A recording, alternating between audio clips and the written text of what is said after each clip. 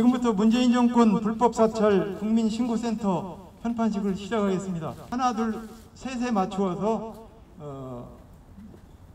당겨주시기 바랍니다.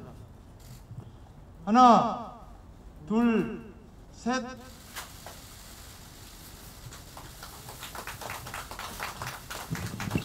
여러분 잘 아시다시피 최근에 공수처가 무분별한 소위 통신 사찰을 갖다가 해서 많은 국민들이 굉장히 공포스러운 그런 느낌을 갖다가 갖고 있습니다. 특히 최근에 이 통신 조회를 보고 보면 야당의 후보인 부부의 통신까지 조회하는 그런 과거에 없었던 그런 짓을 갖다가 지금 공수처가 진행하고 있습니다. 특히 우리 국민의힘 소속 국회의원들의 70여 명이나 되는 사람들의 조회, 그 가족들, 또 비판적인 소위 언론인에 대한 이 통신 조회, 이게 제가 과거에 70년대 중앙정보국에서나 할 수 있었던 일을 갖다가 지금 공수처가 자행하고 있습니다. 저는 문재인 대통령한테 한 가지 묻고 싶은 게 뭐냐면은, 문재인 대통령이 강조한 게 권력기관이 정치에 개입하는 일은 절대 있어서는 안 된다는 것을 누누이 역설을 했습니다. 그럼에도 불구하고 현재 진행되고 있는 공수처의 처사에 대해서 아무런 입장 표명도 보이지 않고 있습니다. 그래서 저는 이 문재인 대통령이 지금 현재 공수처가 진행하고 있는 이런 일반 민간인에 대한 이 사찰을 갖다가 어떻게 생각하는지 좀 답변을 해주셨으면 하는 당부의 말을 갖다 드립니다.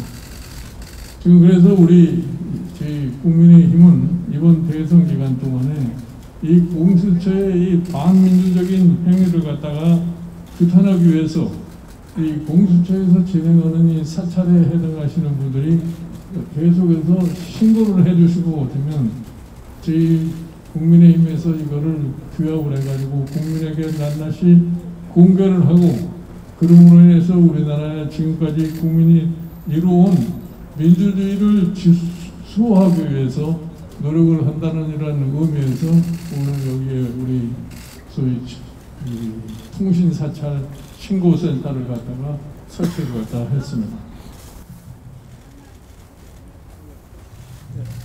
예, 좀 구체적인 내용은 3층에서 계속하도록 하겠습니다. 오늘 문재인 정권 불법 사찰에 대한 국민신고센터가 열렸습니다. 아마 보도 자료가 좀 다 나갔죠? 예. 그래서 이 공수처가 이제 주로 주도를 했고, 또 다른 검찰 기관에서도 했는데, 공수처가 불법 사찰을 주도하는 이 문제에 대해서는 저희 이번 선대위에서 전략기획실장님을 맡고 계신 금태섭 실장님이 사실 가장 속속 들은 내용을 아십니다. 그래서 금태섭 실장님께 직접 이 문제에 대해서는 이제 여러분들께 소개 겸 여러 가지 쟁점에 대해서 말씀을 해주시기로 부탁을 드렸습니다.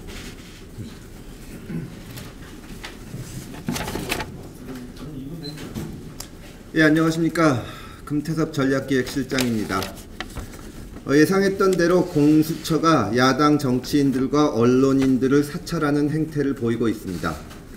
지금 드러난 것은 빙산의 일각에 불과합니다. 정부의 비판적인 대학생 단체도 사찰을 당했다는 보도가 나오고 있습니다. 공수처법이 국회를 통과하기 전날 당시 이해찬 민주당 대표에게 앞으로 이런 현상이 일어날 거라고 분명히 경고를 했습니다. 조국 전 법무장관, 박범계 지금 법무장관에게도 공수처 설치는 검찰개혁과 아무런 관계도 없고 오히려 사찰기관처럼 운영될 위험성이 있다고 지적을 했습니다. 그 우려가 지금 현실이 되었습니다. 민주당은 검찰도 통신자료 조회를 한다면서 물타기를 시도하고 있습니다. 그러나 공수처에 불리한 보도를 한 언론사의 한 부서를 통째로 털고 또 야당 국회의원 80%의 통신을 조회한 행태를 정상적인 수사와 같이 볼 수는 없습니다. 더욱이 민주당과 이재명 후보는 과거 검찰이 세월호 유족 등에 대한 통신 조회를 했을 때 강력하게 비판한 사실이 있습니다. 지금 밝혀진 공수처의 행태는 그보다 훨씬 잘못되고 노골적인 것입니다. 공수처법이 국회에서 논의될 때 김명수 대법원장이 이끄는 대법원마저 반대를 한 것도 공수처가 이와 같이 사찰기관의 행태를 보일 위험성 때문이었습니다. 지금은 공수처에 불리한 보도를 한 언론인들을 털고 있지만 향후 정권에 불리한 판결을 한 판사 뒷조사를 하지 말란 보장이 어디 있겠습니까? 선진국은 물론 전 세계 어느 나라도 단 한 나라도 공수처와 같은 기관이 없는 이유가 바로 그 때문입니다. 제도 자체에 문제가 있다고 해서 개인의 책임이 면제될 수는 없습니다. 김진욱 공수처장은 즉각 사퇴해야 됩니다. 그리고 차제에 아무런 견제 방법이 없는 공수처의 존폐 문제도 깊이 있게 논의되어야 합니다. 윤석열 후보 선대위는 상황실에 불법사찰 국민신고센터를 설치했습니다.